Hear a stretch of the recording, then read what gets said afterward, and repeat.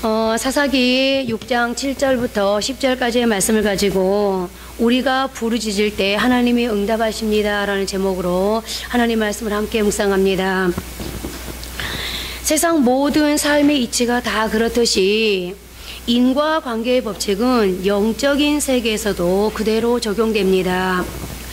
그리고 심은 대로 거둔다는 인과관계의 법칙은 성경이 제시하는 중요한 법칙 중에 하나인데요.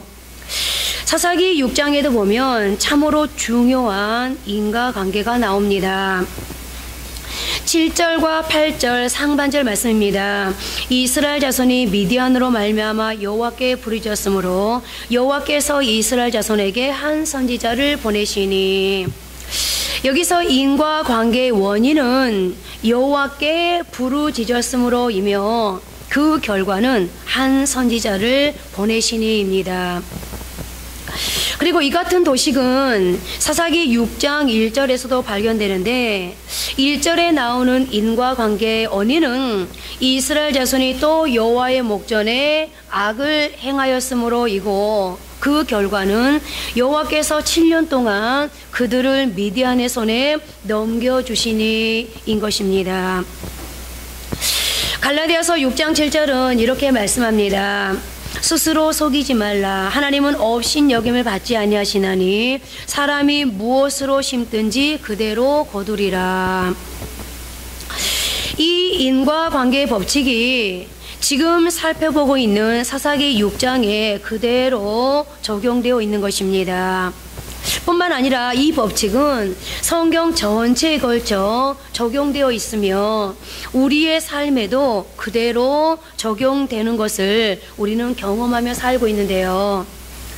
갈라디아서 6장 8절은 이 인과관계에 부연하여 자기의 육체를 위하여 심는 자는 육체로부터 썩어질 것을 거두고 성령을 위하여 심는 자는 성령으로부터 영생을 거두리라 라고 설명하며 이어서 다음과 같은 결론을 내리고 있습니다. 우리가 선을 행하되 낙심하지 말지니 포기하지 아니하면 때가 이름에 거두리라. 그렇습니다. 우리가 선을 행하되 낙심하지 말아야 할 것은 하나님께서는 하나님의 인과관계의 법칙을 우리 삶에 반드시 적용시켜 주시며 하나님의 때에 반드시 열매를 거두게 된다는 말씀인 것인데요. 그것은 선을 행할 때뿐만 아니라 우리가 선을 행하며 하나님께 부르짖으면 하나님은 반드시 그 부르짖는 기도에 응답해 주신다는 것입니다. 그것이 성경을 통해 하나님이 우리에게 주신 약속입니다. 그런데 문제는 그 응답이 우리에게 체감되는 것은 왜 그렇게 작은 것인가 하는 것입니다. 그래서 우리는 주변에서 하나님께 분명히 기도했는데 아직도 하나님의 반응이 없습니다 라든지 아직 응답을 받지 못했습니다 라고 반응하는 분들을 심심치 않게 보게 되는데요. 그렇다면 왜 이런 실망 어린 반응이 우리 가운데 그렇게 많은 걸까요? 어쩌면 오늘 우리 가운데도 이런 질문을 가지고 나오신 분들이 있을지도 모르겠는데요. 왜 우리는 오늘 내가 올려드린 기도가 응답되지 않는다고 느끼는 걸까요? 그것은 하나님의 응답이 없어서가 아니라 그 하나님의 응답이 내가 원하는 방식대로 찾아오지 않았기 때문입니다. 무슨 말입니까? 오늘 사사기를 보십시오.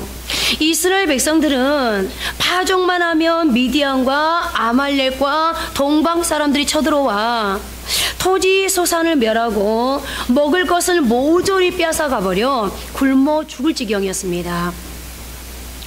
그렇다면 이런 상황에서 이스라엘 백성들은 하나님께 무엇을 구했겠습니까? 아니, 여러분 같으면 이런 상황에 무엇을 구할 것 같습니까? 아마도 자신들에게 지금 당장에 필요한 양식을 구하지 않았겠습니까? 또한 자신들을 침략하는 아말렉과 미디안을 물리칠 수 있는 뛰어난 지략가나 능력 있는 장수를 보내달라고 부르지 않았겠습니까? 그런데 하나님께서는 전혀 예상 밖의 응답, 전혀 생각지 못했던 너무 엉뚱한 방향의 어떤 무명의 인물로 그들의 부르짖음에 응답해 주셨습니다. 오늘 본문 7절, 8절 상반절 다시 한번 보십니다. 이스라엘 자손이 미디안으로 말미암아 여호와께 부르짖었으므로 여호와께서 이스라엘 자손에게 한 선지자를 보내시니, 하나님께서는 이스라엘 백성의 부르짖음에 전혀 뜻밖의 인물인 한 선지자를 보내주셨습니다. 그것도 잘 알려진 선지자가 아닌 무명의 선지자를 말입니다. 따라서 이것이 하나님의 기도 응답이라고 생각했던 사람은 아무도 없었을 것입니다. 그런데 이 이야기에는 무척 중요한 교훈이 담겨 있습니다. 한 무명의 선지자는 강력한 장수와 군사를 구했던, 그러므로 이제는 침략과 노략으로 굶주리는 이 상황을 벗어나고 싶었던 이들에게는 전혀 기도 응답으로 다가오지 않았을 것입니다. 하지만 영안을 열고 바라보면 그것이 바로 지금의 이스라엘 백성들에게는 가장 시급하게 필요한 하나님의 기도 응답이라는 것을 알게 되는데요. 오늘 우리의 간구해 주신 하나님의 응답 역시 많은 경우 이런 식으로 우리의 기대를 벗어날 수 있습니다. 내가 전혀 원치 않았던, 전혀 엉뚱한 방향으로 나의 기도를 응답하시는 주님.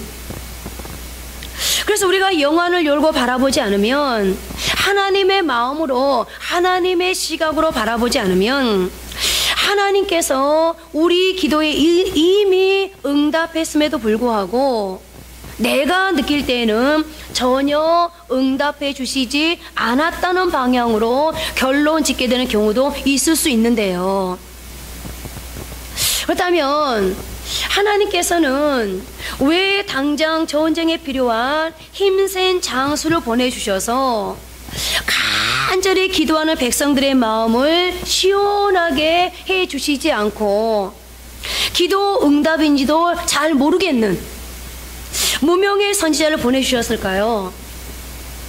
바로 여기에 놀라운 비밀이 숨겨져 있는 건데요. 무엇보다 지금 하나님의 관점으로는 이스라엘 백성들이 우선 먼저 해야 할 일이 있었는데, 그것은 이스라엘 백성들은 외부의 적을 해결하기 전에 자기 자신 안에 있는 내부의 적을 먼저 해결해야 했습니다. 다시 말씀드리면 외부에 있는 적을 무찌르는 것보다 이런 일이 왜 일어났는지 자기를 점검하고 돌아보는 일이 우선이었다는 말입니다. 왜 그렇죠? 지금 이스라엘 백성들은 무엇 때문에 미디안과 아말렉과 동방 사람들로 인해서 어려움을 당하고 있는 거죠? 그 답은 본문의 바로 앞인 사사기 6장 1절이 알려주고 있습니다. 이스라엘 자손이 또 여호와의 목전에 악을 행하였으므로 여호와께서 7년 동안 그들을 미디안의 손에 넘겨주시니. 지금 이스라엘 백성들에게 들이닥친 이 어려움의 문제가 겉으로 볼 때는 미디안에서 기인하는 것 같았지만 사실은 그들이 하나님 앞에 악을 행하였기 때문에 온 결과였습니다. 그런데 이스라엘 백성들은 문제 해결을 자신들에게서가 아니라 외부의 적들 때문이라고 진단하고 있는 것입니다. 그런 하나님이 보시기에 이 문제의 시작은 근본적으로 이스라엘 백성들에게 있었기 때문에 장수 대신 선지자를 보내줄 수밖에 없으셨고, 그 선지자를 통해 하나님은 이스라엘 백성들이 외부에서가 아니라 자신들에게서 그 원인을 찾기를 원하셨던 것입니다. 그렇습니다. 그래서 우리도 마찬가지입니다. 우리는 항상 문제의 원인을 외부에서 찾는 데 익숙해져 있습니다.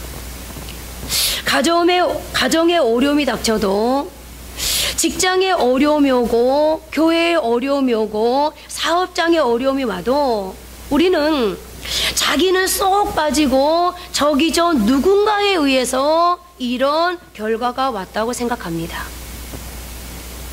그러나 하나님은 오늘 우리에게서도 어떤 문제가 닥쳤을 때 그것의 원인을 자신의 외부에서 찾기에 앞서 먼저 자기 자신을 돌아보아 찾기를 기대하시는 것입니다. 그래서 때로는 우리의 기도에 내가 원치 않는 전혀 다른 방법, 전혀 다른 방향으로 응답하실 때가 있는데요. 자기 점검, 바로 이것이 하나님의 우선 순위이기 때문인 것입니다. 왜요? 하나님은 천지를 창조하신 능력 있는 분이기 때문에 언제든지 하나님의 그 긴 손으로 일을 하실 수가 있고, 하나님은 무능력한 분이 아니기 때문에 언제든지 하나님이 하시고자 하시면 순간에라도 일할 수 있기 때문입니다. 여러분 생각해 보십시오. 단 6일 동안에 우리 주님은 천지를 창조하신 분이십니다. 그런데 그 주님이 못할 것이 무엇이 있겠습니까? 자, 그러면 이스라엘 백성들이 돌이켜 하나님께 간구했을 때 하나님께서 무명의 선지자를 통해 하나님은 직접 하실 수도 있지만, 지금 하나님께서 이스라엘 백성들의 부르짖음을 들으시고 엉뚱한 방향으로 응답하신 것 같지만, 그러나 그 엉뚱한 방향이 곧 선지자였다면 무언가 하나님께서 이 선지자를 통해서 하시고자 하는 일이 있었기 때문에 하나님이 선지자를 보냈을 거 아닙니까? 그렇다면 이 선지자를 통해서 가장 먼저 행하고자 하신 일은 과연 무엇이었을까요? 오늘 본문 7절 8절 중반전까지 말씀 보십니다. 이스라엘 자손이 미디안으로 말미암아 여호와께 부르짖었으므로 여호와께서 이스라엘 자손에게 한 선지자를 보내시니 그가 그들에게 이르되 여호와께서 이같이 말씀하시기를. 자, 보십시오. 오늘 본문을 보니까 우선 먼저 이스라엘 백성들이 자신들이 겪는 어려움을 호소하며 부르짖었습니다. 순서를 잘 보세요. 부르짖었습니다. 그리고 하나님께서 한 선지자를 보내십니다. 그리고 그들에게 무엇을 하시죠? 하나님이 가장 먼저 하신 일이 말씀을 들려주는 것이었습니다. 지금 이스라엘 백성들에게 가장 급한 것은 무엇입니까? 자신들을 괴롭히는 적을 물리치는 것입니다. 그런데 하나님이 기껏 부르짖는 이스라엘 자신의 백성들에게 응답하신다는 것이 무명의 선지자를 보내서 하나님의 말씀을 듣게 하시는 것이었습니다. 그럼 하나님이 실수하신 걸까요? 아닙니다. 이때 우리가 느낄 수 있는 것은요, 매번마다 이렇게 하나님의 시각이 다르고 우리의 시각이 다르다는 거예요. 하나님의 때리가 다르고 나의 때가 다르다는 거예요. 하나님의 방법이 다르고 나의 방법이 다르다는 겁니다. 하나님의 계산과 내 계산이 이렇게 다릅니다. 오늘 하나님의 관점으로는 강한 군대를 보내는 것보다 이스라엘 백성들 안에 하나님의 말씀이 살아나는 것이 먼저라고 진단했기 때문입니다. 그래서 지금의 이 상황을 불러온 그 근본부터 바로 잡겠다는 것입니다. 왜죠? 그 근본을 바로 하지 않으면 당장의 문제를 해결해 봐야 다시 지금의 이 상황, 이 자리로 되돌아갈 것이 뻔하기 때문입니다. 그것이 사사기의 역사 아닙니까? 그래서 오늘 사사기 1장이 6장 1장이 이렇게 시작하고 있잖아요. 이 이스라엘 자손이 또 여러분 사사기 5장 31절 마무리를 어떻게 하고 있죠? 그 땅이 40년 동안 평온하였더라. 이스라엘 백성들이 어려움을 당할 때 하나님께서 그들의 기도를 들으시고 사사들을 세우셔서 이스라엘 백성들을 구원해 주셨어요. 그러자 나라가 몇 년 동안 40년 동안 평안해졌어요. 평안해지니까 이스라엘 백성들이 또 뭐예요? 또 하나님 앞에 뭐하죠? 악을 행하였더라. 그러니까 이 말은 무슨 말이에요? 하나님이 지금 선지자를 보낸 게 왜 보냈다고요? 그 근본을 바로잡지 않으면, 근본을 바로잡지 않은 채로 하나님께서 미디안과 아말렉 사람들과 동방 사람들을 하나님께서 물리치기만 해주시면 어떻게 돼요? 당장은 하나님 감사합니다, 우리가 하나님 앞에 바로 살겠습니다, 하나님 축복해 주셔서 이제 우리가 하나님만 섬기겠습니다 하겠지만 어디로 돌아가요? 다시 과거로 돌아갈 수 있습니다. 그래서 하나님께서는 우선 먼저 이스라엘 백성들이 지금 당장 필요하다고 하는 그들의 필요를 하나님이 우선 해결하지 아니하시고 한 선지자를 보내셔서 하나님이 말씀부터 하시는 겁니다. 근본부터 바로 잡으라는 거죠. 하나님의 말씀이 이스라엘 백성의 귓가에 살아나는 것이 하나님의 우선순위였습니다. 그리고 그것이 이스라엘의 회복의 실마리였습니다. 그러면 하나님께서는 이렇게 이스라엘 백성에게 말씀을 주시는데 여러분 어떤 말씀을 들려주시기를 원하셨는지 계속되는 말씀을 보십시오. 오늘 8절 중반절부터 10절까지 말씀 함께 합독합니다. 이스라엘 하나님, 내가 너희를 애굽에서 인도하였내며 너희를 그 종 되었던 집에서 나오게 하여 애굽 사람의 손과 너희를 학대하는 모든 자의 손에서 너희를 건져내고 그들을 너희 앞에서 쫓아내고 그 땅을 너희에게 주었으며 내가 또 너희에게 이르기를 나는 너희의 하나님 여호와이니 너희가 거주하는 아모리 사람의 땅의 신들을 두려워하지 말라 하였으나 너희가 내 목소리를 듣지 아니하였느니라 하셨다 하니라. 여러분, 제가 합독한 데는요 굉장한 의미가 있습니다. 하나님께서 그 무명의 선지자를 통해 이스라엘 백성들에게 들려주고 싶으셨던 메시지는 무엇이었을까요? 여러분들 지금 본문을 읽어보니까 하나님이 지금 이스라엘 백성들에게 무슨 말을 하고 싶은 거죠? 현실의 장벽 앞에 떨고 있는 너희들의 상태를 돌아보라는 것이었습니다. 그러면서 그들에게 그들이 현실의 장벽으로 인해 두려워 떨게 되는 이유를 두 가지로 알려주십니다. 첫째는 과거에 주신 하나님의 은혜를 망각했기 때문임을 지적하십니다. 하나님께서 10절에서 아모리 사람의 땅의 신들을 두려워하지 말라라고 말씀하시면서 그 앞에 무엇을 기억하게 하고 있습니까? 이스라엘 하나님, 내가 너희를 애굽에서 인도하였내며 너희를 그 종 되었던 집에서 나오게 하여 애굽 사람의 손과 너희를 학대하는 모든 자의 손에서 너희를 건져내고 그들을 너희 앞에서 쫓아내고 그 땅을 너희에게 주었으며. 여러분, 이스라엘 백성들이 애굽의 압제로 신음할 때 하나님께서 그들을 어떤 은혜로 구원하셨으며 어떤 능력으로 그들을 도와주셨는지를 열거하시면서 하시는 말씀이 내가 또 너희에게 이르기를 나는 너희의 하나님 여호와이니 라고 말씀하고 있습니다. 무슨 말입니까? 과거에 창조주된 나의 능력으로 너희 조상들을 애굽에서 구원해내서 가나안을 내가 어떻게 너희 조상들에게 주었는지를 생각해봐라.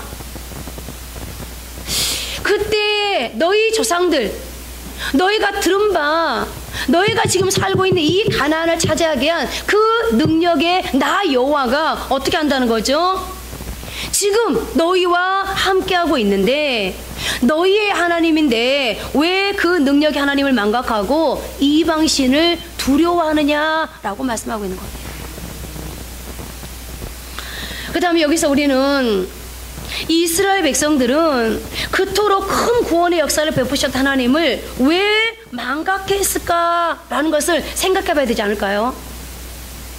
이스라엘 백성들이 왜 하나님을 망각했을까? 왜 망각할 수밖에 없었을까? 여러분들이 순간순간 인생을 살아가면서 하루하루의 삶을 살아가면서 왜 하나님을 순간순간 망각하십니까? 왜 하나님을 순간순간 잃어버리게 되던가요? 왜 하나님을 잊고 살아가게 되죠? 무엇 때문에? 그 이유에 대한 힌트가 10절에 숨겨져 있습니다. 10절 말씀 함께 합독하십니다. 내가 또 너희에게 이르기를 너희의 하나님 여호와니 너희가 거주하는 아모리 사람의 땅의 신들을 두려워하지 말라 하였으나 너희가 내 목소리를 듣지 아니하느니라 하셨다 하니라. 여기서 두려워하다라는 말은 히브리어로 야레라는 단어인데 두려워하다, 경외하다는 뜻 외에 파생적 의미로 복종하다, 섬기다라는 뜻이 있습니다.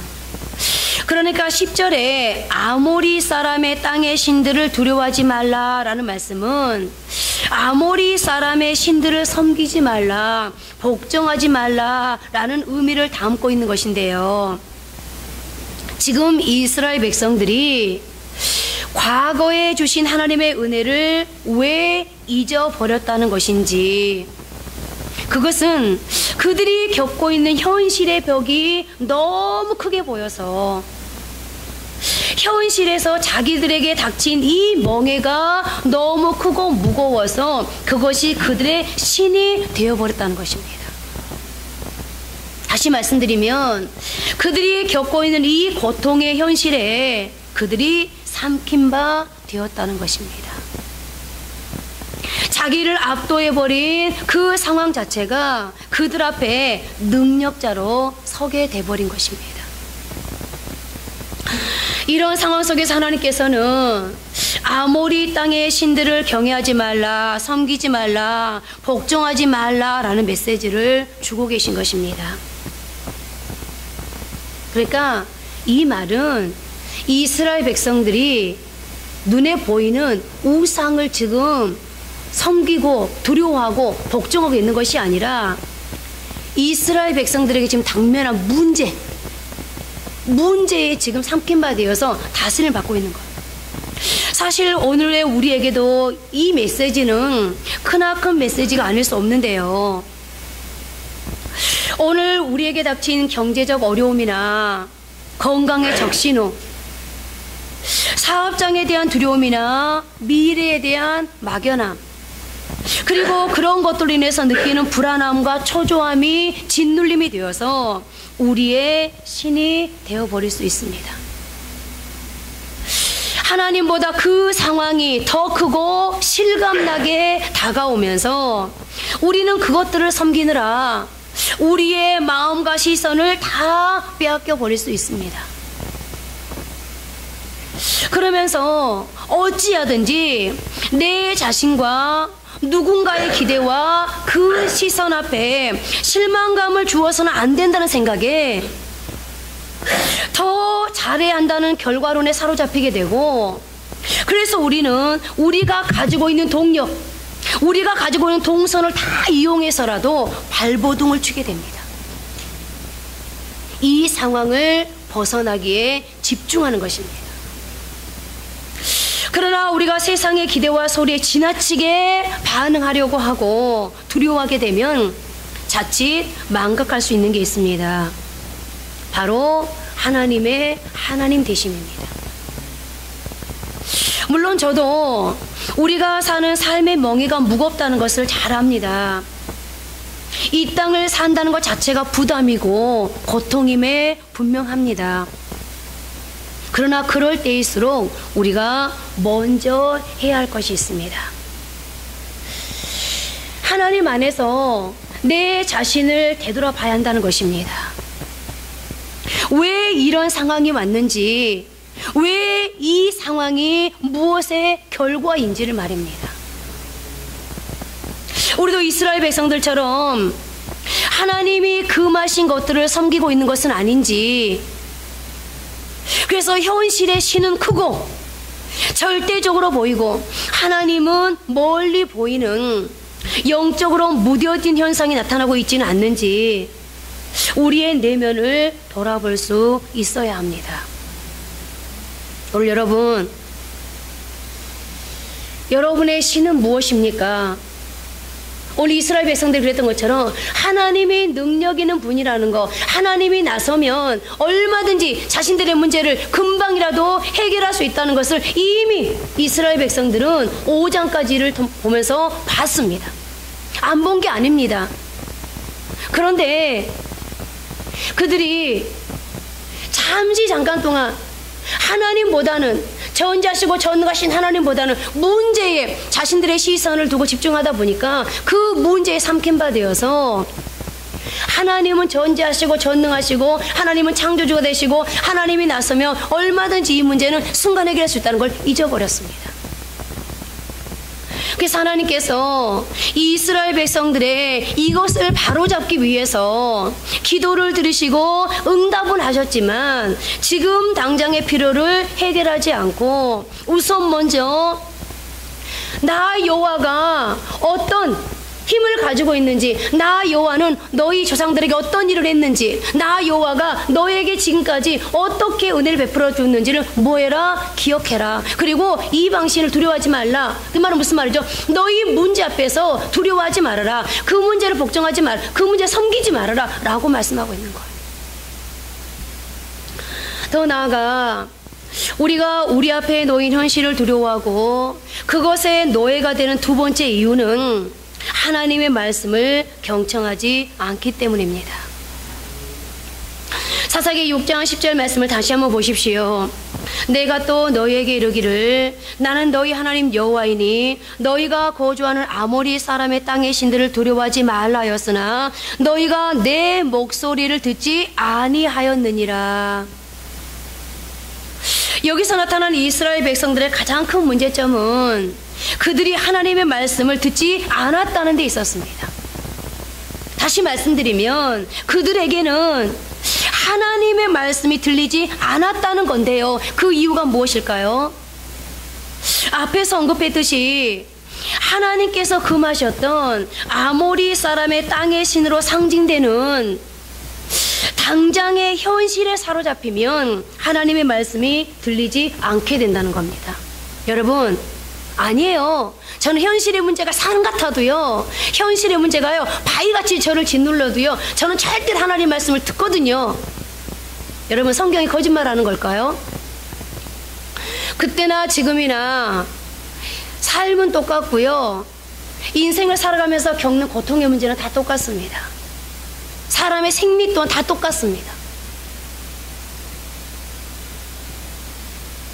적들이 식량을 약탈해가고 자신들의 목숨을 위협하는 그 현실이 너무 커 보이자 거기에 몰두한 나머지 그들에게는 하나님의 음성이 들리지 않았습니다. 이것은 우리도 마찬가지입니다. 우리가 현실의 문제에 너무 지나치게 몰두하다 보면 예배를 드리기 위해 교회 와도 설교 말씀이 귀에 들어오지 않습니다. 설교 시간 내내, 기도 시간 내내 머릿속은 온통 걱정으로 가득 찹니다. 이번 달 카드값이 예상보다 많이 나왔는데 어떡하지? 내일 시험인데 뭘 어떻게 준비하면 되지? 이번 달 생활비도 적자인데 어떻게 하지? 이런 걱정에 몰두하다 보면 하나님의 말씀이 귀에 들어오지 않게 된다는 건데요. 한 가정을 예로 들면 이렇습니다. 아내는 식사를 준비를 하고 남편은 월드컵 축구를 열심히 보고 있습니다. 여러분 월드컵 보셨어요? 어떻게 됐어요? 저 2대 0까지 되는 거 보고 한 골 넣었어요? 그래요?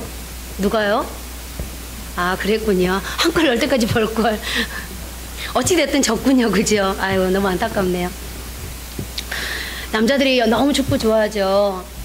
우리 이평 일사님이 야구를 많이 보셔서 우리 이홍 여사 맨날 텔레비 본다고 뭐라 그러시는데, 어찌됐든 아내는 식사를 열심히 준비하고 남편은 월드컵 축구를 보고 있습니다.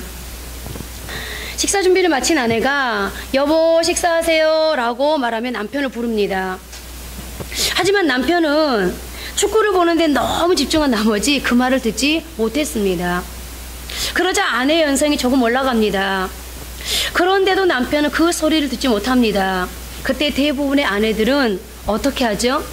아내 되신 분들은 어떻게 하죠? 그래도 참고 여보 식사하세요 이렇게 해요. 남편이 보고 있는 텔레비전 리모컨을 확 뺏어가지고 확 끄면서 밥 먹으라고요 이렇게. 그때서야 아내의 소리가 남편의 귀에 들려옵니다. 그죠? 이처럼 우리가 세상의 근심과 염려에 지나치게 몰두하면 하나님의 음성이 들리지 않습니다. 취업이 안 되는 현실, 빚이 늘어가는 현실, 일이 생각대로 풀리지 않는 상황, 내일 해결해야 하는 산적한 문제들, 거기에 몰두하다 보면 내가 너와 함께 하겠다, 내가 너를 이끌어 갈 것이다 라는 하나님의 약속이 귀에 들어오지 않는 것입니다. 우리의 약함만 생각하다 보면 모든 능력보다 뛰어난 하나님의 능력의 말씀이 귀에 들어오지 않습니다. 그리고 거기에서부터 진짜 문제는 시작되고 바로 그것이 오늘 이스라엘의 문제의 원인이었습니다. 자, 그런데 사람 다 똑같은 건 아니잖아요. 우리가 성경을 보면 믿음도 큰 믿음이 있고 작은 믿음이 있고, 세워지는 믿음이 있고 파산하는 믿음이 있고, 하나님 앞에 확신을 가지는 믿음이 있고 의심하는 믿음이 있고, 믿음의 종류가 다 다릅니다. 자, 어떤 경우에 그럼에도 정말로 마음을 자꾸 뺏기게 되는, 저절로 마음이 갈 수밖에 없는 그런 산적한 문제들이 많음에도 불구하고 조금은 믿음도 있고, 그리고 그 말씀으로 위로받고 해결하고자 하는 사모함이 있어서 그 모든 근심 걱정을 뒤로하고 하나님의 말씀을 귀 기울여 들었습니다. 그런데 문제는 하나님의 말씀이 들리기는 들려도 순종하지 않을 때 우리는 고난과 두려움에 빠지게 된다는 것입니다. 즉 이스라엘 백성들이 두려움에 떨 수밖에 없었던 것은 현실의 암담한 상황에 몰두한 나머지 하나님의 말씀이 들리지 않았을 뿐만 아니라 설령 듣기는 들었어도 순종하지 않았다는 데 있었습니다. 여러분, 그래서 사사기서를 보면요, 사사기서 7장을 마무리하면서 사사기서를 전체를 마무리하면서 똑같은 말씀이 기록되어져 있는데 어떤 말씀이 기록되어져 있죠? 이스라엘에 왕이 없으므로 자기 소견에 옳은 대로 하였더라. 여러분, 이스라엘 백성들이 하나님의 말씀을 듣지 않는 것도 문제였지만 듣고도 뭐 했다고요? 하나님의 말씀대로 순종한 것이 아니라 자기 소견에 옳은 대로 행하였더라. 자기 소견에 옳은 대로. 그러다 보니까 어떻게 됩니까? 그들에게 계속된 어려움이 따라다닙니다. 여러분, 하나님께서 부르짖는 이스라엘 백성들에게 바로 응답하지 않고 한 선지자, 그것도 무명의, 이스라엘 백성들이 귀담아 들을 수 없는 한 무명의 선지자를 기도 응답으로 보내시고, 그리고 하나님께서 나 여호와가 어떤 분인지를 말씀하시면서 제발 나 여호와가 어떤 힘을 가지고 있는지, 어떤 능력을 가지고 있는지, 그리고 지금까지 너에게 어떻게 일해 주었는지를 한번 생각해 봐라. 그러면서 제발 내 말을 들어라. 그런데 이스라엘 백성들이 어떻게 했다고요? 주신 하나님의 말씀을 듣지 않고 자기네 소견에 옳은 대로 행하였더니, 여러분 사사기를 보세요. 해결된 듯 하면 또 시작되고 해결된 듯 하면 또 시작되고 계속해서 역사가 반복되고 있습니다. 이스라엘의 역사, 가정의 역사, 개인의 역사가 계속해서 반복되고 있는 것을 볼 수 있습니다. 이제 우리 모두는 세상의 수많은 문제들이 금방이라도 우리를 삼키는다 할지라도 정신을 바짝 차리고 하나님의 말씀을 잘 듣고 그것을 믿어 순종하며 실천할 수 있는 사람이 되어야 됩니다. 그러면 바로 그때 내가 감당할 수 없는 내 인생의 문제가 하나님에 의해 해결되는 그 하나님의 전능성을 우리는 경험하게 될 것입니다. 오늘 하나님이 말씀하지 않습니까? 나는 너를 애굽에서 인도하여낸 여호와가 아니냐. 나는 오늘 여전한 그 능력으로 너와 함께하고 있다. 그런데 왜 문제를 두려워하고 문제를 우상으로 삼고 있느냐? 왜 문제 앞에 복종하고 그 문제를 섬기고 있느냐라고 하나님께서 말씀하고 계십니다.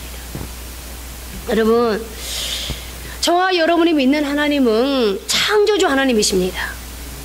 능력의 하나님, 기적의 하나님, 그 하나님이 오늘 저와 여러분들에게 말씀하고 있다면 우리의 삶의 문제 반드시 하나님이 푸시고 해결하시지 않겠습니까?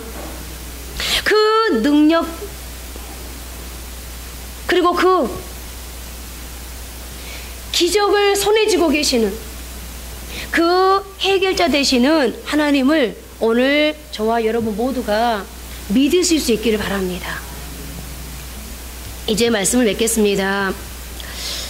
아직도 하나님은 왜 나의 기도에 반응하지 않으시고 응답하지 않으시나라는 의문이 있으십니까?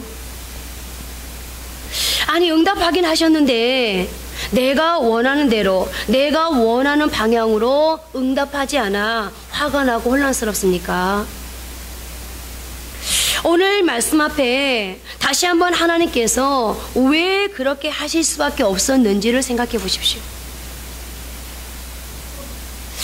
혹시 내가 돌이켜서 하나님 앞에서 우선 먼저 해결해야 할 것은 없는지, 나는 하나님의 말씀을 잘 듣고 있는지, 들었다면 순종으로 답하고 있는지. 여러분, 오늘 내가 믿는 하나님, 우리가 믿는 하나님은 무능한 분이 아니십니다. 만약에 여러분들이 겪고 있는 그 문제에 삼키운 바 되어서 오늘 내가 겪는 문제는 하나님보다 더 커. 오늘 내가 지금 겪고 있는 이 문제는 하나님보다 더 위대해. 오늘 내가 겪고 있는 이 문제는 하나님보다 더 실감나 라고 만약에 여러분이 여전히 그 자리에 앉아서 한숨 쉬고 여전히 그 자리에 앉아서 원망하고 불평하고 여전히 그 자리에 앉아서 그 문제의 지배를 받으면서 짜증내고 분노한다면 여러분들은 입으로 굳이 말하더라도 이미 삶으로 행동으로 다 말하고 있는 거예요. 뭘 말하고 있는 거예요? 하나님은 무능하네요. 에이, 하나님 창조주 아니시네요.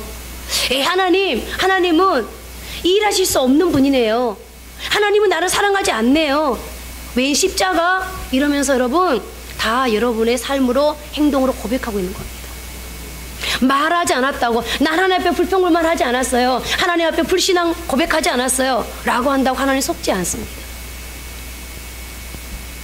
나의 간구하는 소리, 나의 필요, 나의 절박함, 나의 이 아픔을 하나님은 너무 잘 알고 계십니다. 하나님이 일하지 않는 게 아닙니다. 하나님은 단지 지금 뭐하고 계실까요? 나의 변화를 기다리고 계십니다.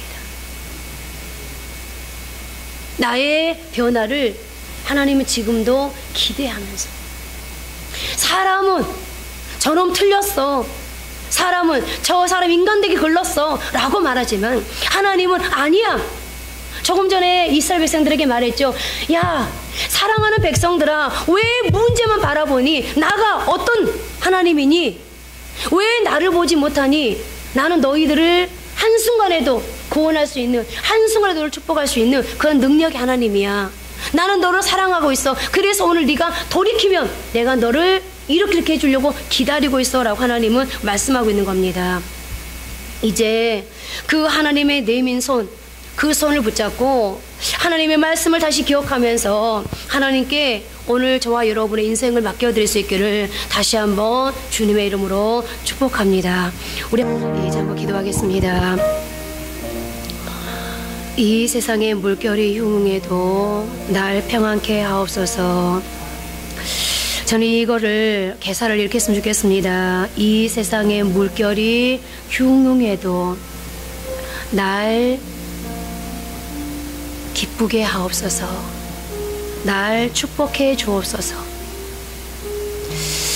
여러분, 우리가 하나님 앞에서 정말 웃는 삶, 매일 짜증내고 으그러뜨리고 그리고 분노하고 근심하고 걱정하고 우울한 그런 삶, 그런 얼굴을 보이는 사람이 아니라 웃는 얼굴의 삶, 얼굴은 꼴이라고 그러잖아요. 웃는 꼴의 삶을 살려면 어떻게 해야 되겠습니까? 아니, 우리의 기도가 하나님 앞에서 이제 다이렉트로 하나님께서 이렇게 돌려서 뭔가 하나님이 내가 기도하는 대로, 내가 원하는 대로 하나님께서 내가 원하는 방법과 방향으로 응답하지 아니하시고 전혀 엉뚱한 방향으로 기도 응답하시면서 뭔가 내게 메시지를 주시고 이 메시지로 수정한 다음에 하나님께서 내 문제를 해결하는 것이 아니라 하나님이 내게 내 기도에 다이렉트로 하나님께서 응답하셔서 내가 기도할 때 하나님이 다이렉트로 그 문제 속에 직접 개입하시고 직접 왕래하셔서 해결할 수 있게 하려면 이제 우리가 어떻게 해야 되겠습니까? 오늘 이스라엘 백성들이 하나님 앞에 부르셨더니 하나님께서 왜 선지자를 보내셨습니까? 왜 다이렉트로 그 문제 속에 직접 하나님께서 개입하여 직접 전쟁하지 아니하시고 왜 하나님이 말씀부터 주십니까? 그 말이 무엇이었죠? 나 여호와를 기억하라는 겁니다. 어떤 하나님인지 왜 잊어버렸느냐고, 문제보다 더 큰 나 여호와가 있지 않느냐고, 또 한 가지가 뭡니까? 왜 말씀을 듣지 않느냐고, 그리고 왜 순종하지 않느냐고. 여러분, 우리는 매번 날마다 기도합니다. 하루에도 몇 번씩 기도합니다. 하나님, 나에게 이런 문제가 있습니다. 내 힘으로 안 됩니다. 하나님 도와주십시오. 하나님은 전지하시고 전능하시다면서요. 창조시라면서요. 기적의 하나님이시라면서요. 나의 이 문제 하나님 올려드립니다. 해결해 주십시오. 그런데 왜 안 될까요? 왜 더디될까요? 왜 하나님께서 엉뚱한 방향으로 오히려 더 큰 실패로, 더 큰 좌절로, 더 큰 절망으로, 더 큰 실수함으로 나를 인도할까요? 하나님께서 그걸 통해서 내게 메시지를 주고 싶은 겁니다. 이 시간 하나님 앞에 하나님을 기억하겠습니다. 창조주이심, 하나님은 능력이 많으신 하나님을 기억하겠습니다. 그리고 제가 말씀을 이제 듣겠습니다. 그리고 순종하겠습니다. 이제 제 삶이 변화되게 하시고 내 문제 하나님 다이렉트로 하나님 직접 찾아가셔서 하나님의 그 긴 손, 능력의 손으로 해결해 주십시오. 한번 기도합니다. 하나님, 출애굽기 9장을 보면 아주 흥미로운 기사가 나오는 것을 발견할 수 있었습니다. 재앙이 바로를 압박하는 상황, 아버지 하나님, 이제 계속 아버지 하나님, 하나님의 재앙이 계속되어지면서 이제는 7번째 재앙, 우박재앙을 모세가 바로 앞에서 아버지 하나님 충고했습니다. 경고했습니다. 그런데 하나님을 전혀 알지 못하는 아버지 하나님 바로의 신하들 중에 모세의 그 아버지 하나님 경고 앞에서 이제 하나님은 하신다고 하셨으면 반드시 하실 거라는 것을 하나님 믿고 바로에게 충언을 올려드리고 하나님 자신들이 종과 그리고 아버지 하나님 모든 동물들을 아버지 하나님 집안으로 불러들이는 것을 아버지 하나님 출애굽기 9장에서 볼 수 있었습니다. 그 말은 무슨 말이겠습니까? 믿지 않는 사람들도 하나님께서 여차여차히 6번째 재앙을 내리시면서 보니 하나님은 말씀하는 대로 하더라. 하나님은 약속을 반드시 지키더라. 아버지 하나님, 그 믿음을 가지고 믿지 않는 사람들도 이제 하나님을 신뢰하고 믿으면서 하나님 행동으로 옮깁니다. 그런데 아버지 하나님, 우리는 하나님을 믿는다고 하면서 하나님은 어떤 분이라는 것을 아버지 하나님 매 순간마다 믿고 고백한다고 하면서 정작 우리의 삶에서는 전혀 하나님을 믿지 않는 사람처럼 살아가고 있습니다. 하나님, 오늘 이스라엘 백성들의 문제는 미디안과 아말렉과 아버지 동방 사람들의 문제가 아니었습니다.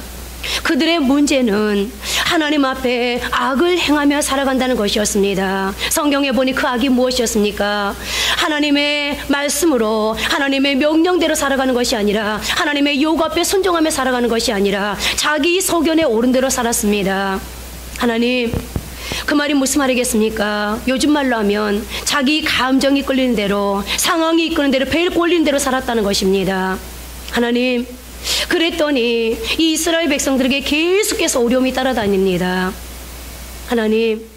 하나님께서 그런 이스라엘 백성들이 어려워지고 또 어려워지자 하나님, 미디안에게 7년 종살이를 하면서 미디안 때문에 7년 괴로움을 당하면서 하나님, 이제는 먹을 양식까지 다 떨어진 이 상황 속에, 생명의 위협을 느끼는 이 상황 속에 이제 드디어 하나님을 찾습니다. 부르짖습니다. 그런데 하나님께서 이스라엘 백성들에게 응답하십니다. 그런데 이 이스라엘 백성들이 원치 않는 전혀 엉뚱한 방향, 엉뚱한 방법으로 정말 실망 그 자체에 응답을 하십니다. 무명의 선지자를 보내십니다. 그리고 그 무명의 선지자를 통해서 이제 하나님은 이 이스라엘 백성들의 근본을 바로잡고 싶으셨습니다. 하나님, 혹시 우리의 모습이 이런 모습은 아닙니까? 내가 하나님 앞에 미디안 때문에, 내 인생의 아말렉 때문에, 내 인생을 괴롭히는 동방 사람들 때문에, 내 인생의 마이너스를 가져다는 수많은 상황들 때문에 하나님을 찾고 부르셨더니 하나님께서 내게 응답하긴 하셨는데 전혀 엉뚱한, 내가 그렇게 기대하지 않고 내가 원치 않았던 방법, 방향으로 하나님 응답하진 않았습니까? 그렇다면 아버지 하나님, 그 메시지는 어떤 것입니까? 하나님, 혹시 오늘 나도 하나님 안에서 근본적으로 뭔가 바로잡아야 될 것이 있습니까? 하나님, 오늘 깨달음에서, 뉘우침에서, 후회하면서 그쳐버린다면, 하나님, 근본이 바뀌지 않으면 당장을 해결된 것 같아도 우리는 그 어려움 때문에 또 고통당할 수밖에 없습니다. 연단은 계속되어질 수밖에 없습니다. 하나님이 우리에게 이수하라고 요구하시는 신앙 학점이 있는데 그 학점이 이수하지 못하면 또 다니고 또 다니고 또 시험 보고 또 시험 보고, 하나님, 언제까지 이 과정을 거쳐야 됩니까? 하나님, 이제 불쌍히 여겨 주옵소서. 하나님, 바로 잡아야 될 그 근본이 무엇인지 주여 알게 해 주옵소서. 그리고 더 나아가 아는 것으로 끝내지 아니하게 하시고 이제는 하나님의 말씀을 들었으니 주여 이제 순종하시도록 도와주심으로 내 소견에 옳은 대로가 아니라 감정이 시키는 대로, 상황이 시키는 대로, 하나님, 내 상황이 너무 급박하니까, 너무 크고 무거우니까 그 상황에 짓눌려서 아버지 하나님, 그 상황을 아버지 하나님 순종하며 섬기며 사는 것이 아니라 이제는 하나님을 바라보고 전지하시고 전능하신 하나님을 믿으면서 하나님, 그 하나님께 이제 바로 살 수 있도록 주여 도와주옵소서. 하나님은 말씀합니다. 사랑하는 아들아, 딸아, 나는 능력 없는 하나님이 아니란다. 내가 여호와인 거 알지 않니? 내가 엘샤다인 거 알지 않니? 내가 창조주인 거 알지 않니? 흑암과 공허와 혼돈으로 천지를 창조한 나 여호와가 어떤 신인지 알지 않니? 문제는 네가 바뀌어야 돼.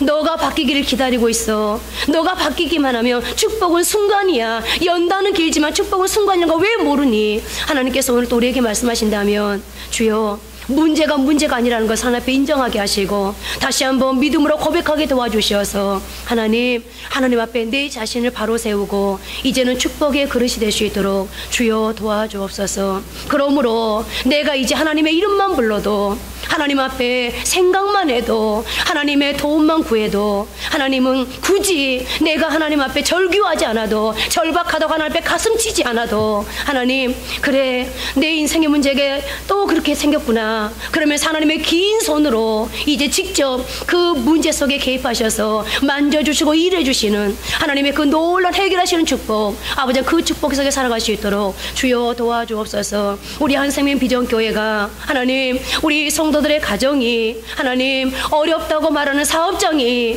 우리 자녀들의 인생이 그리고 우리 자녀들의 장래가 이 하나님의 놀라운 축복 속에서 이제는 해결자 되신 하나님 기적의 하나님을 맛보며 살아갈 수 있는 복된 은혜가 있게 하옵소서. 예수님 이름으로 기도합니다. 아멘.